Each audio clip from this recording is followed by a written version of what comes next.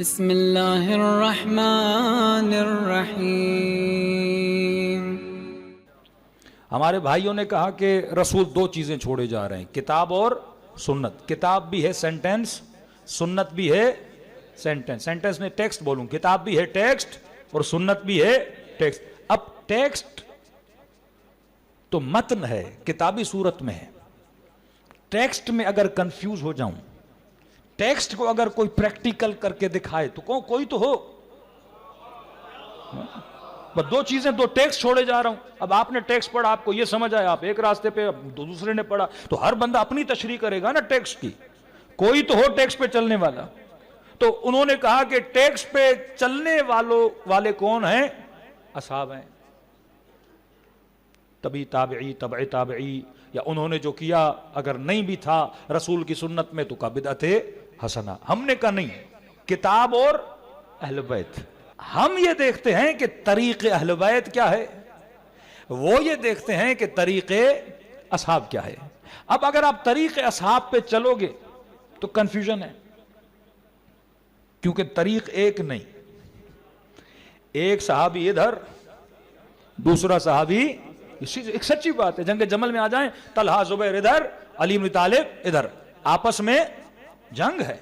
لیکن طریق اہل بیت میں آ جاؤ، پہلے سے لے کے 11ویں تک ایک اختلاف دکھاؤ مولا حسن میں اور امام حسین میں، ایک اختلاف دکھاؤ امام محمد باقر، امام جعفر صادق میں۔ طریق وہ ہو جس کے اندر کنفیوژن نہ پائی جائے۔ تو ہم نے کہا ٹیکسٹ پہ جو چل کے دکھائے گا وہ کون ہے؟ اہل بیت علیہ الصلوۃ والسلام۔ دوسری آئیڈیالوجی یہاں پہ، کیونکہ آئیڈیالوجی الگ ہوتی ہے واقع کربلا کے بعد۔ کہا کہ اصحاب چپ کیوں رہے؟ کہا کیونکہ ٹیکسٹ میں تھا، رسول خدا نے کیا فرمایا کہ اگر فاسق بھی ہو، فاجر بھی ہو، تم اس کے مقابلے میں نہ نکلو۔ یہاں پہ ہم نے کہا نہیں، ٹیکسٹ میں اگر آیا ہے تو اس ٹیکسٹ کو ہم اپلائی کریں گے اہل بیت کے کردار سے، کہ ٹیکسٹ کہہ رہا ہے نہ نکلو، پر حسین ابن علی نکل رہے ہیں۔ اب ہم نے کردار اہل بیت کو، یہاں وہ جو ٹیکسٹ آ رہا ہے اس کو پھر ہم کس سے کمپیئر کریں گے؟ قرآن مجید سے۔ اب انہوں نے کہا کہ رسول نے فرمایا فاسق بھی ہو، فاجر بھی ہو، کمال تو دیکھیے گا، فاسق بھی ہو، فاجر بھی ہو، کیسا بھی ہو، فرما اس کے خلاف بولنا تک کیا ہے؟ حرام ہے۔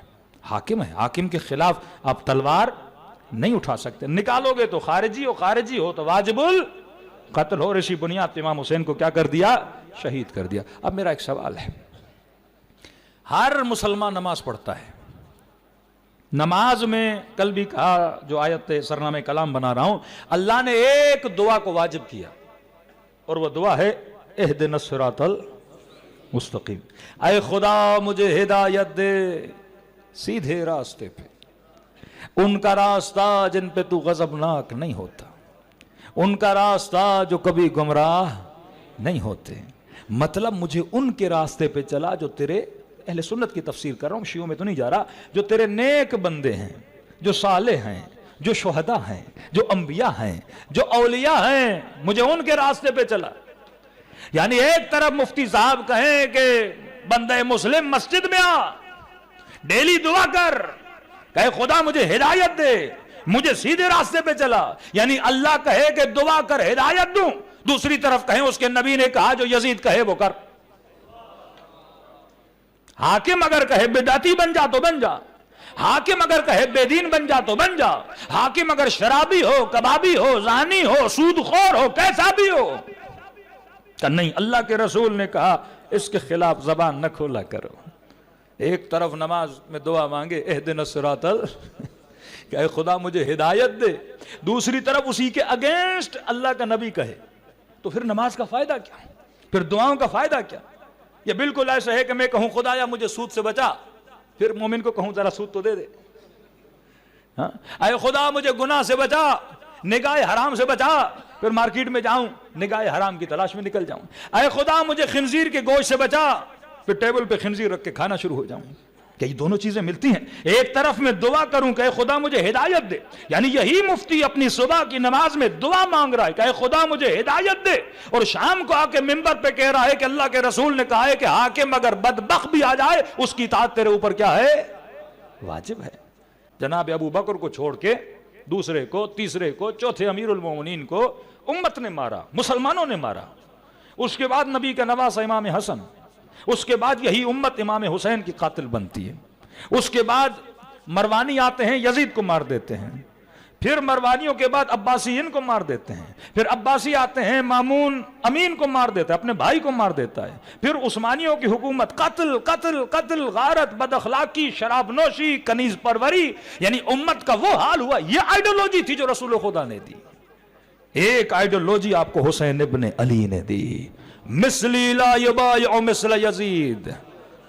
فرمایا دین میرے نانا کا دین نہیں ہے, نانا کا دین یہ ہے. امت اگر سدھار چاہتی ہے, پتھر کھائے ہمارے رسول نے کہ ایسا دین لائیں, یرثھا الا عبادی الصالحین, کہ زمین کا ورثہ کسے دیا جائے؟ صالحین کو دیا جائے. تبھی میں کہتا ہوں فخر کرو, اس زمانے میں مشرکان مکہ کے مقابلے میں اگر کوئی کھڑا تھا تو محمد تھا. عمرو بن عبد ود کے مقابلے میں کوئی کھڑا ہوا تو علی بن ابی طالب تھے. یزید کے مقابلے میں کھڑے ہوئے تو حسین ابن علی تھے. یہ آئیڈیالوجی ہے جس نے تشیع کو سب سے الگ کر دیا. کہ میں نے کہا کبھی بھی قبلہ طاہر القادری کی میں نے مثال دی, کتنی اس بندے نے محنت کی. میں جب تقریریں سنتا تھا تو حیف آتی تھی. میں نے کہا کوئی شیعہ عالم اس طرح نکلتا اپنی قوم میں تو قومیں کیا کچھ اس کے لیے نہ کرتی.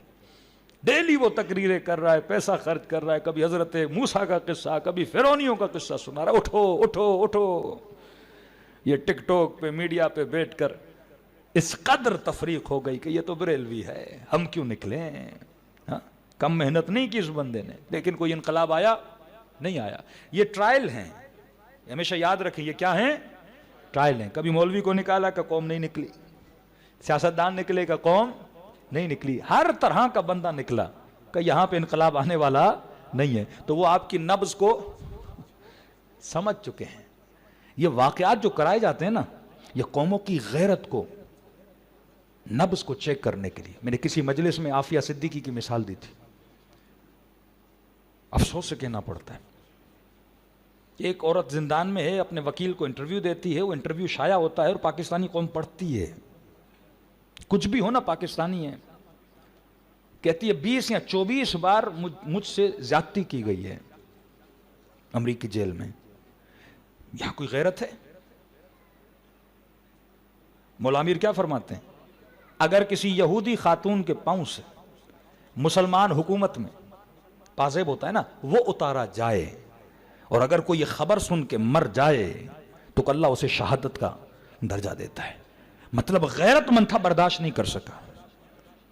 جب معاشرے بے غیرت ہو جائیں کہ قوم کی بیٹیاں ظالموں کے زندانوں میں پڑ جائیں, یہ غیرت کیوں ختم ہوتی ہے؟ کیونکہ جب معاشرہ یزیدی ہو جائے, جب یزید جیسوں کو حاکم مان لے, جب ظالموں کو تسلیم کر لے, جب ظلم کے نیچے سر جھکا لے. حسینیت کا کیا مطلب ہے کہ آج کہیں کہ مولانا پرانی حسینیت نہیں, حسینیت پرانا, یزید نیا. یزید بھائی نئے کو پہچانو گے تو پرانے کی سمجھ آئے گی نا. معیار بنایا جاتا ہے. یہ اصلی سونا ہے, اب اس سے بھیٹتے ہو کہ نقلی سونے کا پتہ اس اصلی سے چلتا ہے. برینڈ کی ہی کاپی بنائی جاتی ہے نا. ہیرے کی پہچان کیسے ہوگی؟ جب اصل ہوگا تو آپ نقل کو پہچان سکو گے نا. امام حسین نے یہ نہیں کہا کہ حسین یزید کی بیعت نہیں, کہا مثلی لا یبایع مثل یزید. یہ فکر اور آئیڈیالوجی امام خمینی نے اپنی قوم کو دی نا, کہ جب تک یہ آئیڈیالوجی تمہارے اندر ہوگی, جب تک یزید شناس نہیں بنو گے, ظالم شناس نہیں بنو گے, دشمن شناس نہیں بنو گے, تم اس نیٹ ورک کا حصہ نہیں ہو. یہ نیٹ ورک کیس ہے. آج ایجوکیشن سسٹم تباہ. اسکولوں میں جائیے, پہلے ہم کہتے تھے یورپ, امریکہ, ویسٹرن ورلڈ. اب اپنے ملک کا حال دیکھیں, آپ کے فنکشن دیکھیں, آپ اپنی فلم انڈسٹری دیکھیں, آپ اپنی ڈرامہ انڈسٹری دیکھیں. افسوس سے مجھے کہنا پڑتا ہے, آج یہ فیس بک ہے نا, ہم جب فیس بک پہ چارٹ نکالتے ہیں کہ کس ایج کے بندے ہمیں کتنا سن رہے ہیں, وہ سارا ریکارڈ نکل آتا ہے کہ خواتین اتنے % ہیں, مرد اتنے % ہیں, مردوں میں 40 ایج کے ابو اتنے ہیں, 40 ایج کے, 30 ایج کے اتنے ہیں, ٹین ایجرز آپ کو اتنا دیکھتے ہیں. پاکستان کے کس شہر کے لوگ کتنا آپ کو زیادہ سنتے ہیں, انڈیا کے کس شہر کے, یہ پورا چارٹ نکلتا ہے. اس حساب سے پھر خطیب تھوڑی پلاننگ بھی کر سکتا ہے اگر خواتین زیادہ سن رہی ہیں، مرد کم سن رہے ہیں، یہ ایج فیکٹر زیادہ سن رہا ہے، تو اس حساب سے وہ اپنی کیا کرے گا، جو نقطہ ضعف ہے، جو لوگ نہیں سن رہے، اس پہ زیادہ کام کرے گا۔ دشمن اسی طرح پلاننگ کرتا ہے، کوٹا آتا ہے ان کے پاس، پاکستان کے کس شہر میں لوگوں کا رجحان کہاں، یہ فیس بک بتا سکتا ہے۔ آپ اپنے بچے کا فیس بک چیک کرو، سب کچھ پتا چل جائے گا یہ کیا دیکھتا ہے، کون سا مٹیریل زیادہ دیکھتا ہے پورا۔ اگر آپ کو نہیں پتا، ان کو پتا ہے کہ آپ کی بیٹی کیا دیکھ رہی ہے، آپ کا بیٹا کیا دیکھ رہا ہے، آپ کی نسلیں کیا دیکھ رہی ہیں۔ اگر ان کا رجحان دین کی طرف زیادہ ہے تو اس کو زیادہ بے دین بناؤ، اس کو زیادہ مٹیریل وہ دو۔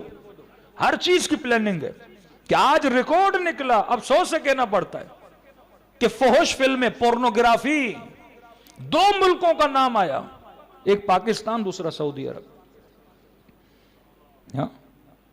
3-4 سال پہلے ایران کا بھی نام آ چکا تھا۔ پاکستان میں سب سے زیادہ پہلے نام آیا فیصل آباد کا، پھر شاید نام آیا کوئی چنوٹ ونوٹ کا، کوئی اور شہر کا۔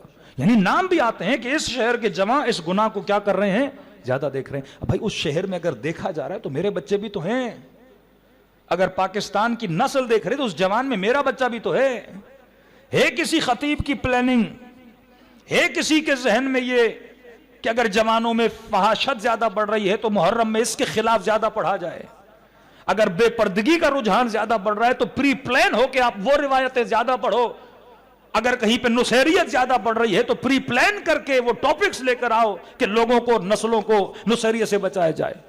وہ اگر کام کرتے ہیں تو پری پلان کام کرتے ہیں، ہمارے کوئی پلاننگ نہیں، جس کے من میں جو آ رہا ہے وہ پڑھتا جا رہا ہے، کیونکہ مجمع کو یہ پسند ہے۔ یہ بنیے والی سوچ ہے، سوچ ہی ہونی چاہیے کہ حسین کو کیا پسند ہے، عوام کی بہتری کس میں ہے، لوگوں کی بہتری کس میں ہے۔ یہ سوچ رکھ کے امام حسین مدینے سے نکلے کہ بھائی اصحاب چپ ہو گئے، کوفے والے چپ ہو گئے، مدینے والے چپ ہو گئے، مکے والے چپ ہو گئے۔ مطلب اگر جو قوم یزید کو ایکسیپٹ کر لے، یزید سے بدتر اور کیا ہوگا، اس سے بدتر تو نہیں آ سکتا۔ شراب بھی پیتا ہے، فاسق بھی ہے، فاجر بھی ہے، بندر بھی رکھے ہوئے ہیں، ناچنے والیاں بھی رکھی ہوئی ہیں، اب یہ خلیفۃ المسلمین بنا۔ فرما نہیں، اب اس امت کو بیدار کرنے کے لیے حسین نے اپنا سر کٹانا ہوگا تاکہ یہ نسلیں بچے۔ اگر کربلا نہ ہوتی آج دنیا میں 400-500 ملین شیعہ نہ ہوتے۔ وقت نہیں آج کی مجلس میں، تھوڑا سا اسٹڈی کریے ترکی کو، مسلمان ہیں اسلام نہیں۔ آذربائیجان والے شیعہ ہیں پر حسینیت نہیں ہے۔ باکو چلے جا، یہ ختم ہو چکا ہے سب کچھ۔ یہ مستقبل اپنے بچوں کا نہ بناؤ، فکر امام حسین کو پھیلاؤ، تربیت دو اپنی نسلوں کو، نیٹ ورک بتاؤ اہل بیت کا تاکہ نسلیں بچیں، کوئی بچہ بے دین ہو کے نہ مرے، نسلیں ایسے زندگی جئیں جیسے کربلا والوں نے زندگی جی۔ صلوات پڑھے محمد و آل محمد۔